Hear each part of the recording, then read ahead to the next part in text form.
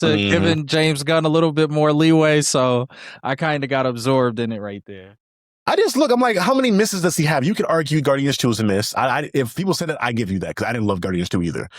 Outside of Guardians 2, there's not too many things he's missed on, for real, especially superhero content-wise. Because the Guardians really took Marvel out of there. Outside of the Avengers, the only big movie I could think of that was really successful that people gravitated towards was Guardians. That took the MCU out of there. Creature Commandos was great, in my opinion. I love Creature Commandos. Yeah. The Superman movie had a positive reception. There's not too many misses he has in superhero stuff.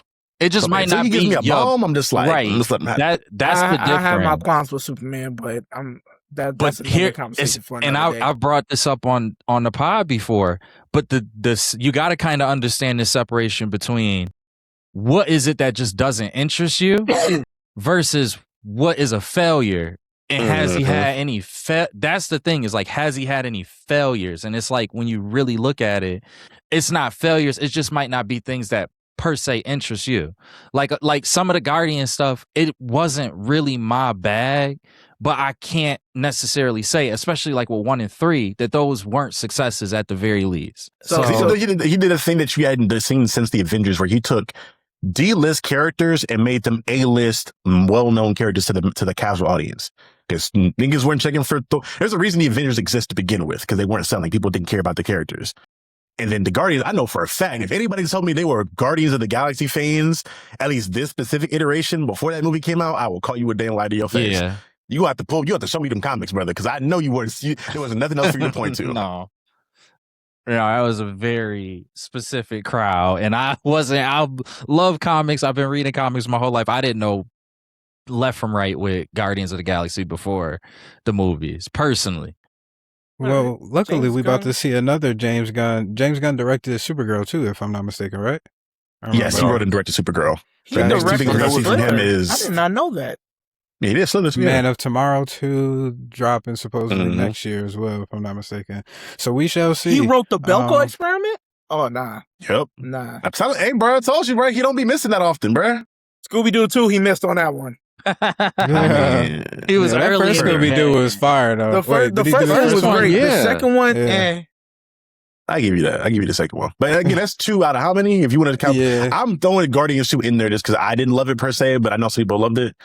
Even then, that's 2 out of what, like 12 or 20 projects, something like that? Romeo and Juliet. I think kind of my disconnect sometimes, and I still gave like Superman like a 8 out of 10 in my estimation. I think it's just his comedy style. Yeah.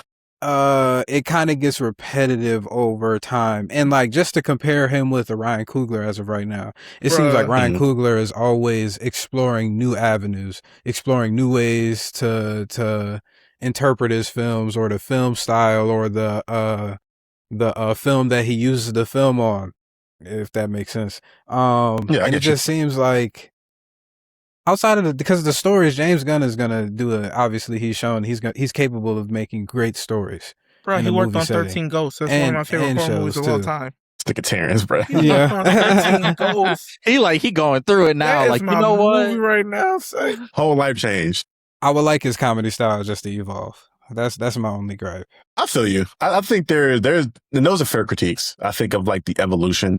I think it's kind of that conversation between, and I always kind of go back to basketball at some point. It's like a player who you're asking to evolve and add things to their game versus the player that you're going to get, you know what you're going to get. You're going to get consistent, good production out of that player. And I think that's the difference between like a Coogler being generational and a Gunn being really, really good for his generation. I got you. But I'm not, it's like, I'm not going to get mad because you're not living up to the heights of this generational filmmaker. Because on top of that too, you're usually in lanes where you're more so just adapting things that you have fun with and you don't want really to push the needle too often.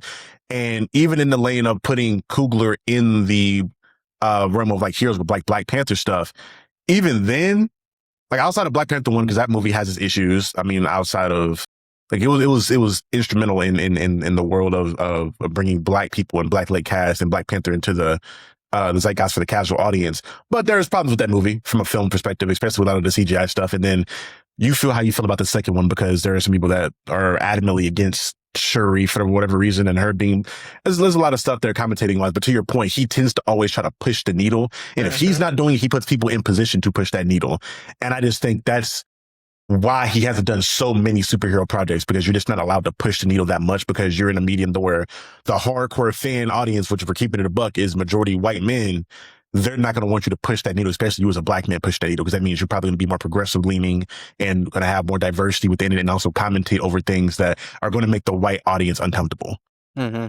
So it's just, I think that's where Gunn is thriving, where he can make everybody happy to an extent, versus Coogler is going to make a lot of people happy, but that hardcore audience and that nerd shit, they're not going to fuck with it. They're not.